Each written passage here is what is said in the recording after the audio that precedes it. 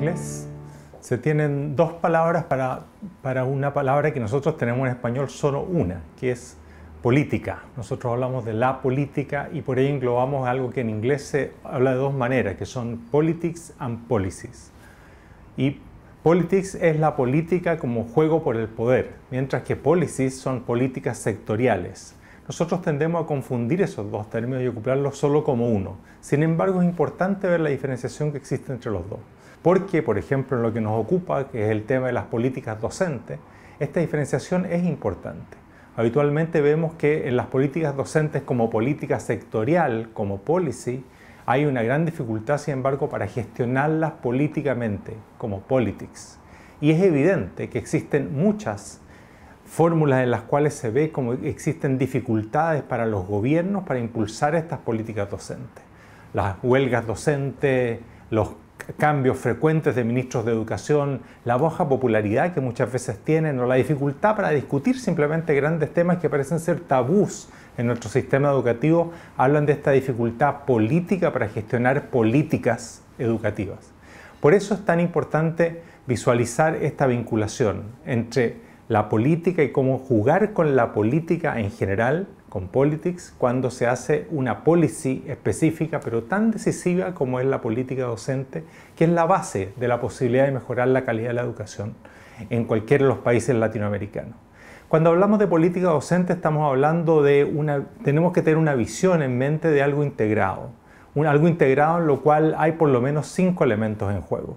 Por una parte tenemos lo que son los estándares y las responsabilidades que tienen los docentes, es decir, lo que pide la sociedad que hagan los docentes. Y ese es el eje ordenador. Y después de eso tienen que confluir un conjunto de elementos. Los docentes tienen que ser seleccionados en función de esos estándares. Tienen que ser formados también en función de esos estándares. Tienen que desarrollarse profesionalmente en función de ello. Su carrera como docente, sus condiciones de trabajo tienen que estar pensadas también para que puedan cumplir adecuadamente esa función. Y así por delante. Es decir, el eje ordenador son justamente una definición muy clara de qué es lo que quiere que se hagan los docentes en un país determinado y qué rol que quiere que se juegue esos docentes dentro del sistema escolar que se tiene en general.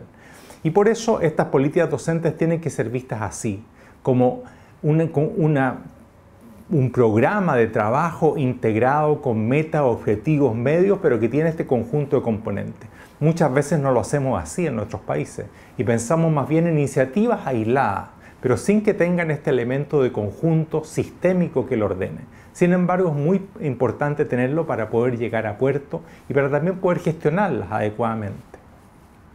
Hoy en día pareciera haber un consenso respecto a la importancia de contar con estas políticas docentes. Y uno se dice, bueno, ¿y por qué entonces ello no ocurre?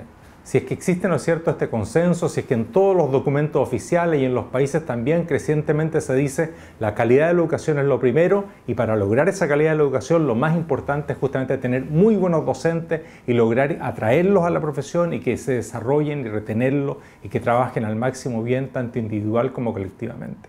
Hay un conjunto de obstáculos formidables, sin embargo, para que eso ocurra. ¿Cuáles son ellos? Tenemos obstáculos por una parte económica.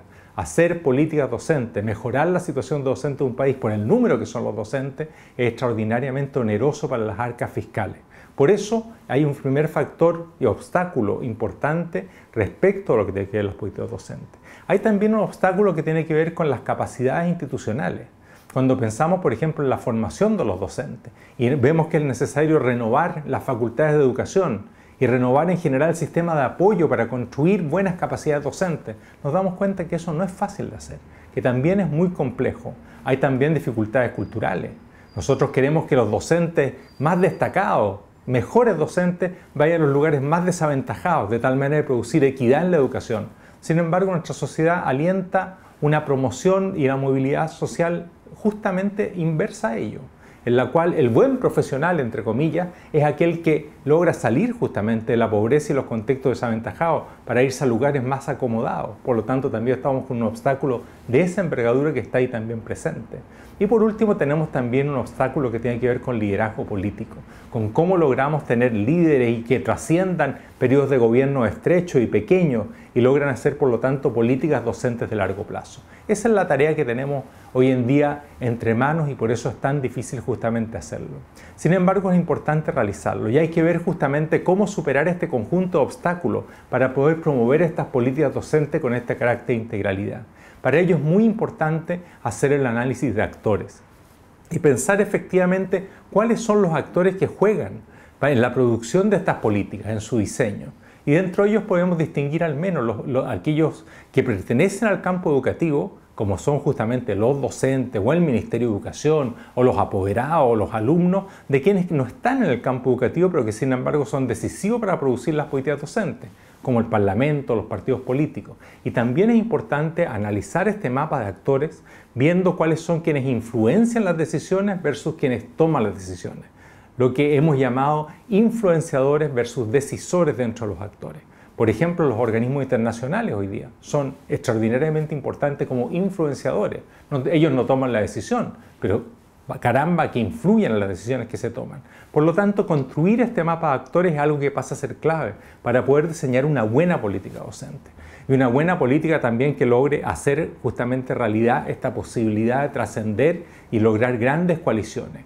Estas políticas, por todos los obstáculos que tienen entre manos, como hemos reseñado, como por ejemplo lo económico, por ejemplo las leyes, así por delante, necesitan formar coaliciones amplias, que trasciendan los gobiernos, que trasciendan los ministros de educación, para poderse proyectando en el tiempo. Y eso implica promover políticas de Estado en relación a las políticas docentes y implica una cualidad justamente de politics superior. En suma, cuando hablamos de navegar las políticas docentes, estamos justamente hablando de que esta no es solamente un tema técnico, posible de defender por medidas tecnocráticas, ni es tampoco un elemento que solamente atingen a los docentes, a los sindicatos o a los gremios, por lo tanto no es tampoco una materia solamente corporativa. Es un ámbito de máxima importancia, es la clave para mejorar la calidad de la educación, pero poder llevarlo a cabo pasa por poder combinar justamente política y políticas, por poder tener un liderazgo político que permita diseñar políticas docentes integradas que tengan este conjunto de elementos y que ante nada se hagan siempre el siguiente test. Esta medida que se está aprobando a favor de los docentes, esta iniciativa, ¿logra efectivamente alterar la calidad de la educación? ¿Mejora la educación que se entrega en cada país? Esa es la pregunta que hay que responder cada vez que vamos avanzando e intentando navegar adecuadamente en estas políticas docentes.